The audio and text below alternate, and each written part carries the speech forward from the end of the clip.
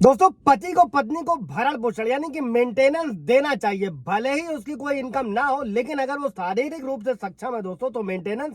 देना होता है। दोस्तों, ये इलाहाबाद हाईकोर्ट का एक बड़ा जजमेंट है दोस्तों। आज इस वीडियो में हम लोग इसी जजमेंट को समझने वाले हैं। अगर किसी भी तरीके का मैट्रिमोनियल डिस्प्यूट है, अगर वाइफ ने सीआरपीसी 125 जो नए कानून में बीएनएसएस 144 है दोस्तों, अगर मेंटेनेंस क्लेम किया हुआ है तो ये जजमेंट आपके लिए है दोस्तों जजमेंट है कमल बनाम उत्तर प्रदेश राज्य का मामला है दोस्तों। इसमें हुआ क्या था, इसमें पति ने जो है इलाहाबाद हाईकोर्ट के सामने एक रिवाइज पिटीशन दाखिल करी थी दोस्तों, जिसमें फैमिली कोर्ट के उस आदेश को चुनौती दी गई थी दोस्तों, जिसमें उसे अपनी अलग रह रही पत्नी को 2000 रुपए का मंथली जो है भरण पोषण यानी कि मेंटेनेंस देने का ऑर्डर किया गया था दोस्तों लाइक कर दीजिएगा, शेयर कर दीजिएगा, सब्सक्राइब कर दीजिएगा, ताकि ये इन्फॉर्मेशन और लोगों को भी मिल सके दोस्तों।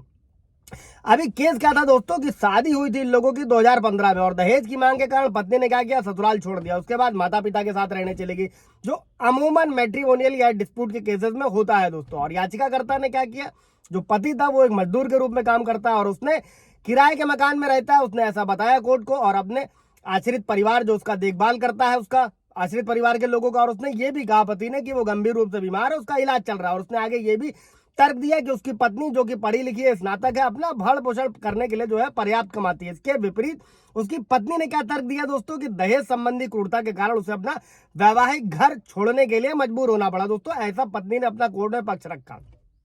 और उसने ये भी तर्क दिया कि पति के पास जो है वो कृषि भूमि एग्रीकल्चर लैंड है, और वो 10,000 रुपए मासिक वेतन वाली फैक्ट्री की नौकरी करता है दोस्तों, और अपने व्यवसाय और कृषि भूमि से अतिरिक्त आय भी अर्जित करता है। ये सब पत्नी ने कोर्ट ने बताया। अब पति का क्या पक्ष है वो सुनते हैं दोस्तों।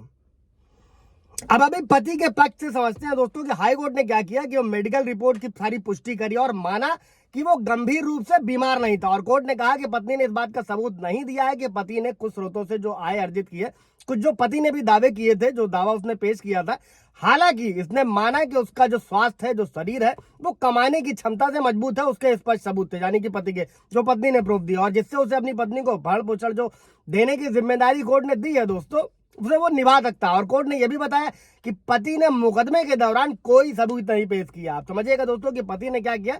पत्नी पर आरोप लगाया कि वो अडल्ट्री में रह रही है, लेकिन उसे साबित करने के लिए कोर्ट में कोई भी सबूत नहीं दिया जो उसके भरण पोषण यानी मेंटेनेंस के अधिकार को प्रभावित कर सकता है, जिसकी व्यवस्था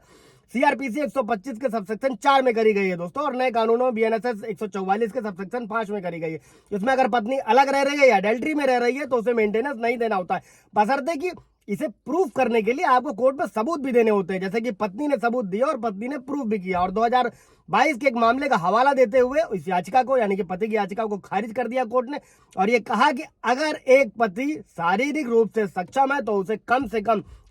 से कम शारीरिक श्रम से वो जो कमा रहा है उसको मेंटेनेंस पत्नी को देने के लिए वो बाध्य है, और वित्तीय सहायता प्रदान करने की अपनी जिम्मेदारी से नहीं बच सकता है दोस्तों। इसके अलावा अगर आप लोगों को कोई सवाल जवाब होगा तो कमेंट में पूछेगा, क्लियर किया जाएगा दोस्तों। Thank you.